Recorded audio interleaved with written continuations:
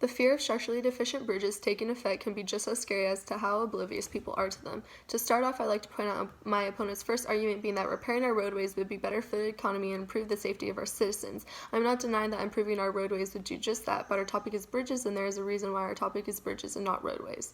First off, the funding programs my opposing team and my partner have brought up, such as state money, Fix America's Transportation Act, and Trump's proposal is going to fund the infrastructure that seems more essential, if you will. The funding is mostly going to airports and roadworks such as freeways and highways. This leaves less money for our bridge infrastructure, sometimes to an extent that our bridges cannot even be repaired. In other words, road work like my opponent proposed is already being acted upon by the infrastructure funding that my team is actually trying to raise more of for our bridges, which is possibly why my opponent failed to mention that road work is supposedly lacking, because frankly it isn't. Think about how many times you've been driving and have seen people working on the roads. Next, my opponent brought up that the most fatal bridge collapses occurred in the 1990s with about 40 or so deaths. He argued that the reason why the most fatal collapses occurred in the 1990s is because the safety requirements for the bridges improved.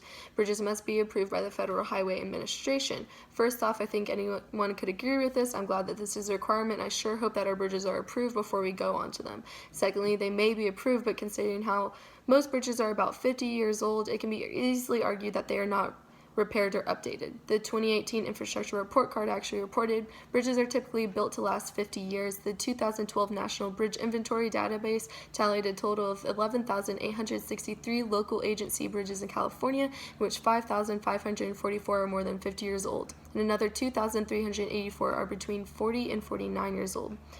Next, my opponent had also brought up that the number of structurally deficient bridges have decreased every year. However, as I said in my very first speech, we found this exact statistic, but is an opinionated statistic, as the term structurally deficient has changed meaning.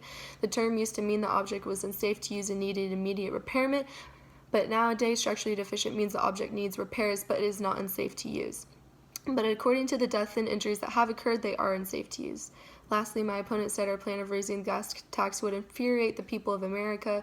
First off, that would be the case if everyone agreed with the opposing side, but that will not be the case. Secondly, citizens barely know what goes into their taxes anyways. If people are willing to pay their taxes for a local and community park per se, I'm sure raising a gas tax to save our bridges, possibly also saving lives, would be just as okay.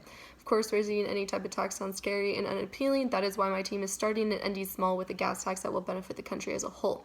At the end of the day, a harm is a harm, and we cannot keep waiting for the harm of structurally deficient bridges to take effect. Our bridges need to be acted upon now, and this is why you should vote for the affirmative.